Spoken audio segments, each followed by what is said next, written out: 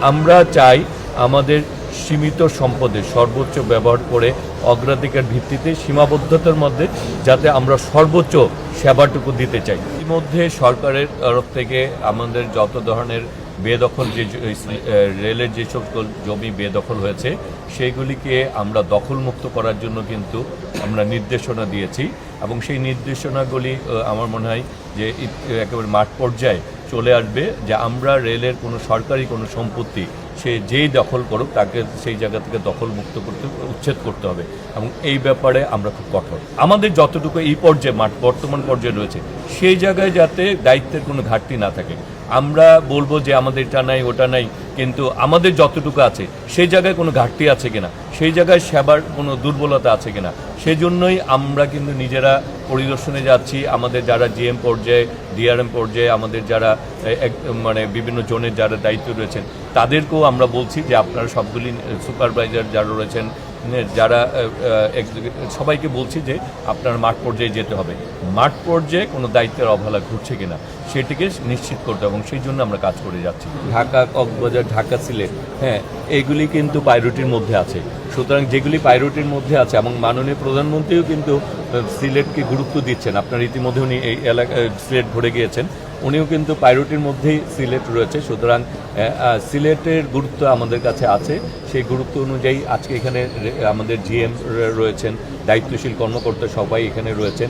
সুতরাং আমার মনে হয় যে যেখানে ঈদের সময় যে সাপোর্টটা দরকার, এক্সট্রা কোচ বা এক্সট্রা লোকোমোটিভস, ওই সাপোর্টটা দেওয়ার জন্য আমরা ইতিমধ্যে নির্দেশনা দিয়েছি। আমাদের বর্তমান সরকার এবং সরকারের প্রধানমন্ত্রী চাচ্ছেন রেলকে একটু জনপ্রিয় করে।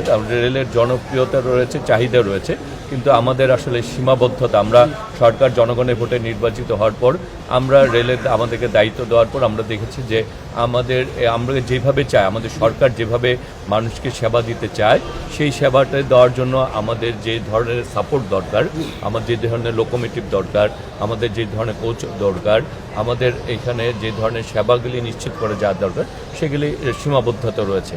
এবং আমাদের একটি বড় অংশকে আমরা ডুয়েল গেজ অথবা ব্রড গেজে রূপান্তরিত করতে যেয়ে আমাদের মিটার গেজ বা ইস্টার্ন জোনে এই জোনেগুলিকে অনেক ক্ষেত্রে অবহেলিত হয়েছে। সেই সেবার মান বৃদ্ধি করতে হলে আমাদেরকে লোকোমোটিভ সাপোর্ট এবং কোচ সাপোর্টগুলি দরকার। সাথে সাথে আপনি যে কথাটি বললেন যে অনেক ক্ষেত্রে কোথাও যদি ইঞ্জিন বিকল হয়ে যায় অথবা যেহেতু সিঙ্গেল লাইন, সেই জায়গায় একটা জায়গায় যদি কোনো লাইন বিকল হয়, ইঞ্জিন বিকল হয়ে যায় বা কোনো দুর্ঘটনা ঘটে, তাহলে সেই কারণে টোটাল শিডিউল বিপর্যয় কিন্তু ঘটে যায় এবং এটা দীর্ঘ সময়ের জন্য শিডিউল। সেই জায়গাটাকে উত্তরণ করার জন্য আমরা কাজ করে চলছি।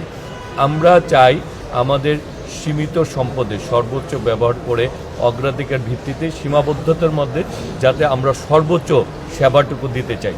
যে কারণেই কিন্তু আমরা সব জায়গায় যাওয়ার চেষ্টা করছি, ঘুরছি। আমাদের ডিপার্টমেন্টের যারা দায়িত্ব রয়েছেন তাদেরকে আমরা বলছি যে আপনারা ঢাকায় বসে কেউ বা নিজস্ব অফিসে বসে কাজ করা যাবে না, সবাইকে তার জোনে যে জোনের দায়িত্ব রয়েছেন সেখানে তারা নিজেরা পরিদর্শনে যেতে হবে এবং সেবাটা নিশ্চিত করতে হবে আমরা যাতে সর্বোচ্চ সেবাটুকু দিতে পারি। এবং আমাদের যেহেতু আমরা জনগণের ভোটে নির্বাচিত এবং সেই কারণে আমাদের জনগণের কাছে আমাদের জবাবদিহিতা রয়েছে, সেই জবাবদিহিতার জায়গা থেকে আমাদেরকে চেষ্টার অথবা কোনো কমতি থাকা যাবে না, দায়িত্বের কোনো